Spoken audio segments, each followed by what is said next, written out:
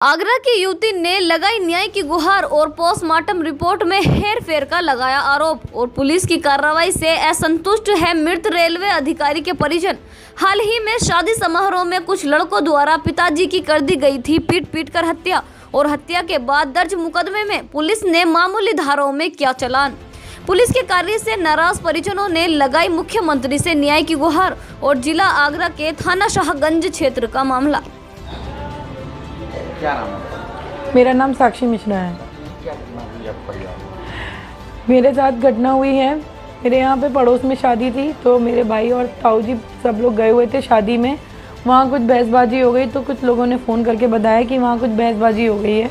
तो मैं और मेरे पापा घर पर थे, समय रात के 11:15 समथिंग हो रहा था। हम लोग भागते हुए गए, जो मिलन वाटिका बिल्कुल पास में ही है, ज़्यादा दूर नहीं है। तो हम वहाँ पहुँचे, हम सुलह करने पहुँचे तो हमसे किसी ने कोई बात नहीं करी और हमारे ऊपर अटैक करना शुरू कर दिया। 7-8 8-8 लोगों की भीड़ एक एक जने पर, एक एक आदमी पर चढ़े हुए थे। ऐसे दानवों की तरह उन्होंने इतना मारा, मुझे पता भी नहीं था। मैं आगे आई, मैं आगे बात करने चाह रही थी कि पीछे से वहाँ से उन्होंने मारना शुरू कर दिया। मेरे भाई को मारते हुए मेरे साथ में सांप बगल में ले आए। तब मैंने देखा कि मेरे भाई से झगड़ा हो रहा है। ताऊ वगैरह मेरे सब लोगों को देखा तो इन लोगों की ब्लीडिंग हो रही है। उन्होंने भारी शादियों में जो लोहे की करची से पूड़ियाँ वगैरह निकालते हैं वो इनके सर पे मारी है। इनके इतना गहरा घाव है, इनके ब्लीडिंग हो रही थी। मेरे फादर के ब्लीडिंग हो रही थी नोज़ में, मेरे नोज़ पे यहाँ पर उनको मारा गया है। उनके सर पे भी निशान थे और ये जो कनपट्टी पे यहीं इतनी ज़ोर से आदमियों ने मारा। वहाँ एक नहीं 1000 दरिंदे थे। उन लोगों ने इतनी बुरी तरह से मारा, ये नहीं देखा कि कौन सा आदमी किस एज का है, क्या है, और सब ऐसे दानवों की तरह उन पर टूट पड़े। और जब हम लोग वहाँ से निकल कर जा रहे थे, कुछ नहीं हो रहा था, मैं अपने घर वालों को फ़ोन कर रही थी। इतनी देर में एक लड़का पीछे से आया, उसने मेरी आंखों के सामने, हम उसे रोक भी नहीं पाए, उसने मेरी आंखों के सामने पापा के ऊपर इतनी ज़ोर से प्रहार किया। मेरे फादर के सिर पे एक बूढ़ा आदमी, एक आदमी की आप सोच सकते हो कि किसी के सर पे ऐसे मारेंगे तो क्या होगा उसके ऊपर।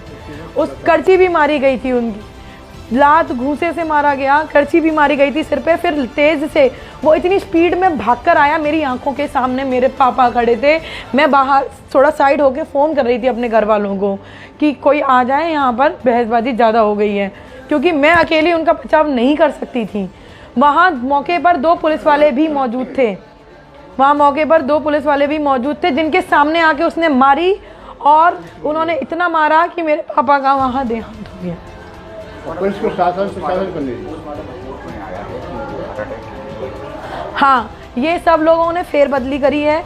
एक बात बताइए, अगर आप इतने ही जानकार हैं, अगर आप में इतना ही दिमाग है, पढ़े लिखे हैं, तो ये बताइए हार्ट अटैक सिर में होता है या छाती में होता है?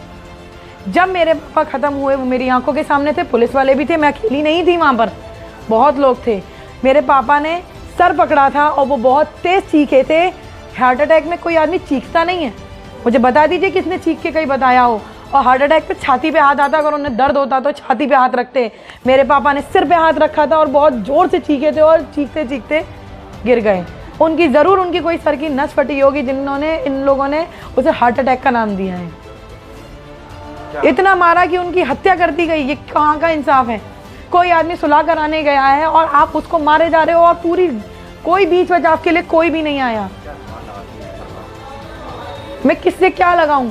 मैं यहाँ पर अगर मीडिया में अगर इतना बूता है, अगर इतना दम है, अगर ये वाली बात मेरी ऊपर तक पहुँचा सकते हैं, और मैं अपने इस सीएम से बात करना चाहूँगी, मैं इनसे बोलना चाहूँगी कि अगर आपकी सरकार है तो ये गुंडागर्दी क्यों हो रही है? ये गुंडागर्दी ऐसी क्यों हो गई कि मेरा बाप चला गया मेरी आंखों के सामने? पुलिस प्रशासन कुछ क्यों नहीं कर पाया? कोई स्टेप उसी समय क्यों नहीं लिया गया, जबकि पुलिस चौकी बिल्कुल 2 कदम पर थी। 2 कदम मतलब 2 ही कदम पर थी। यहाँ पर मैरिज होम था और सामने बिल्कुल पुलिस चौकी थी, तब भी कुछ नहीं हुआ। और उल्टी सीधी पता नहीं क्या क्या धारा लगा दी, जबकि धारा जो मेन लगानी चाहिए थी मर्डर की, वो किसी ने नहीं लगाई। और ये लोग चाह रहे हैं कि हम लोग ऐसी रफा दफा कर दें मामले को। मैंने अपने पापा को हैं, मुझे इंसाफ चाहिए हर कीमत पर, हर जगह। अपने क्षेत्र की पल पल की खबर पाने के लिए एशियन न्यूज चैनल को लाइक करें, कमेंट करें, शेयर करें और सब्सक्राइब करना ना भूलें।